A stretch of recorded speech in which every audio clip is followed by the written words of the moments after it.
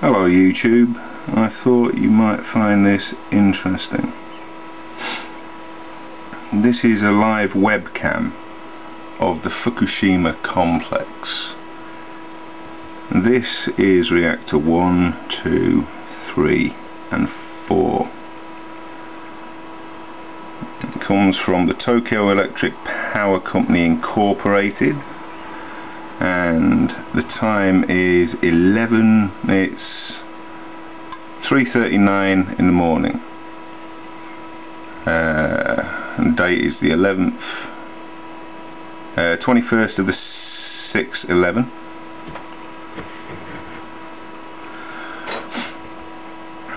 And what you can see here is venting from Unit 4. Japan is not coming back. Japan is absolutely bollocksed. Now, I found this on a physics forum website. What you're actually looking at is a camera shot from a fixed point cam here, which shows you the first, second, third and fourth reactors.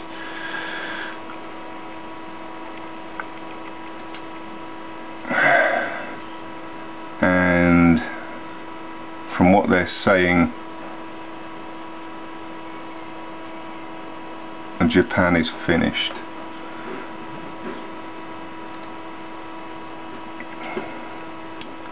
If you have a look at the damage of the reactors, you will notice that a good, and this is a G Mark 1,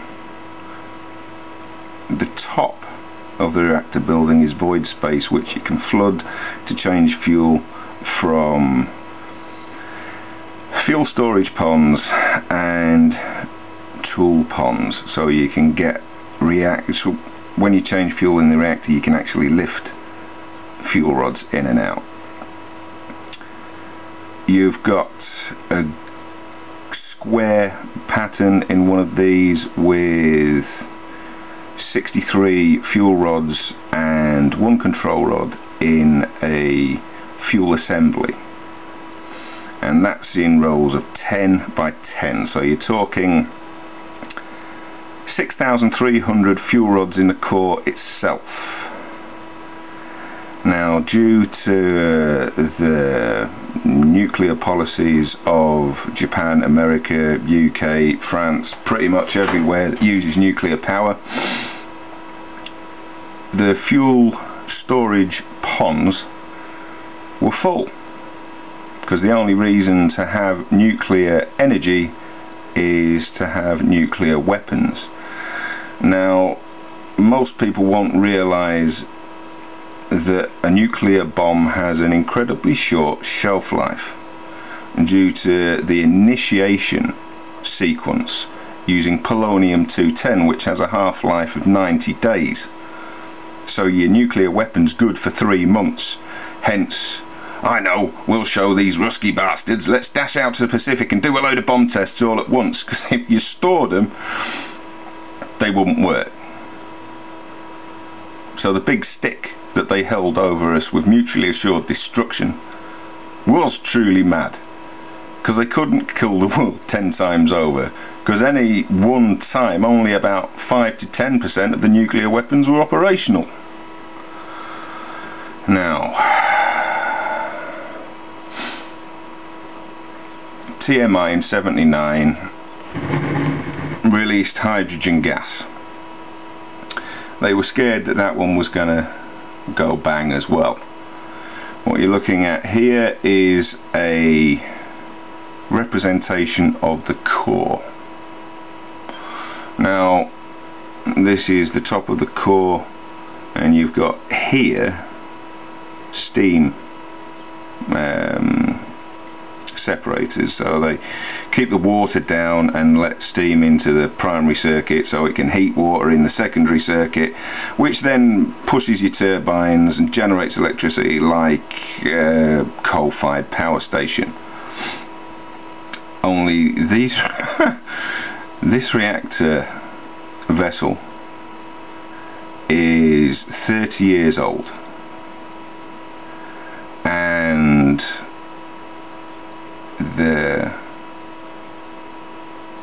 reason for reactors only having a 30-year lifespan, or 40 years at a push, and the nonsense of relicensing, comes because most people don't realise that nuclear contamination doesn't just sit on the surface of an object and contaminate it.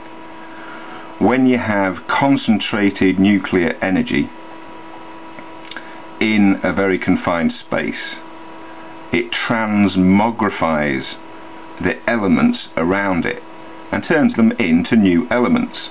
It's how the periodic table is built from stars. Now, 30 years of neutron flux will weaken the reactor vessel to the point where it is very brittle. And at 3 Mile Island you had a third to a half core melt. These had 30 minutes battery backup after the tsunami hit,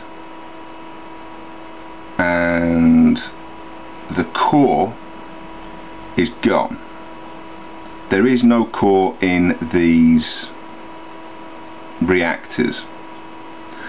It has gone from here down. The steam separators and combs, you've got steam lines coming out here and there. This portion here is the core itself. Now, a nuclear weapon has approximately 6, depending on how old it is and how big it is, 10 kilos of enriched, highly enriched uranium. The difference between a nuclear bomb and a reactor is a reactor, if you discount this particular reactor, General Electric Mark 1, if you discount the zirconium cladding and you discount stainless steel that acts as a neutron flux around the core, a neutron flux absorber, you've got 30 tons of uranium, which is at over 300 degrees and 90 times atmospheric pressure. 300 degrees and 90 times atmospheric pressure.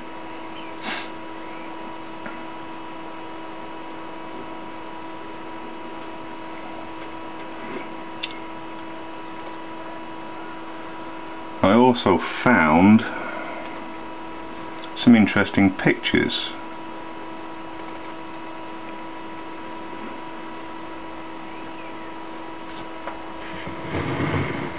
This is what's left of Unit 3. Compare it to Unit 4. Down to here is where the reactor floor working space should be. Below this is where fuel storage ponds were. And then look at Reactor 3 and look how much has gone.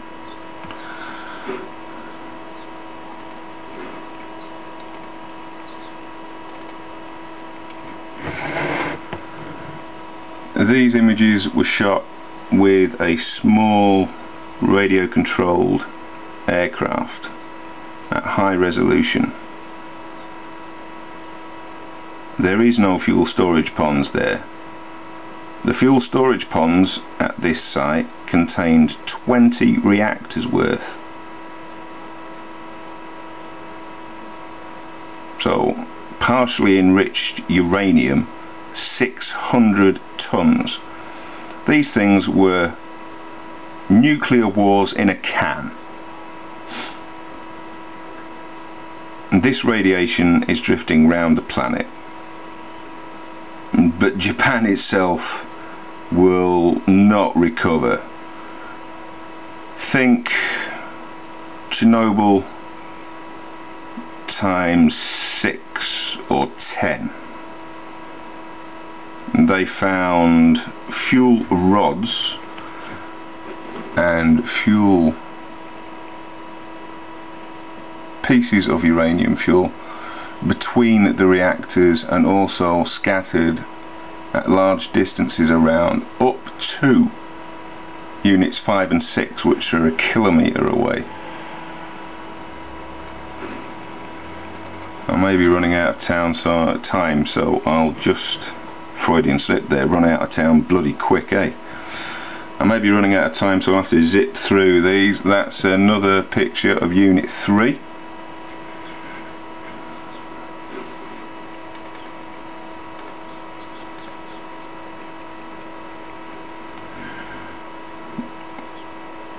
If you look at the cursor near the top of the screen, that is give or take where the roof of the building should be.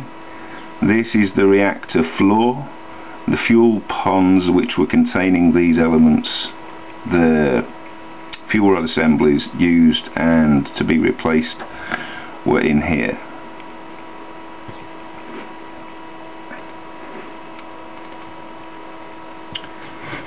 That's a group shot of all 4.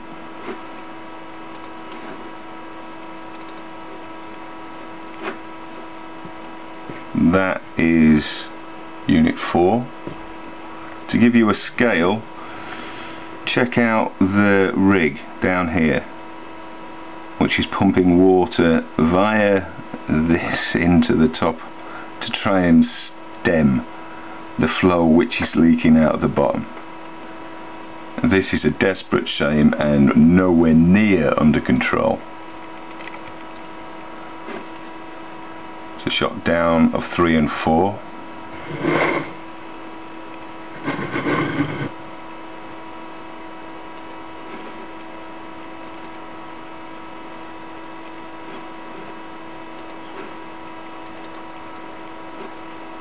I want to show you the last picture because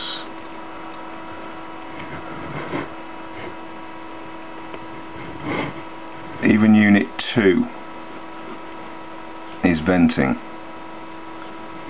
Is Unit 3 venting, and Unit 4, which there isn't venting, but if we check out the live feed,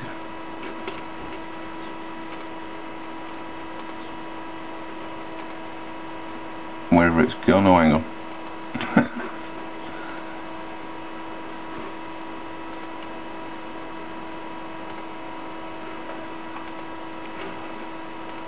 Sorry about that. Morning has broken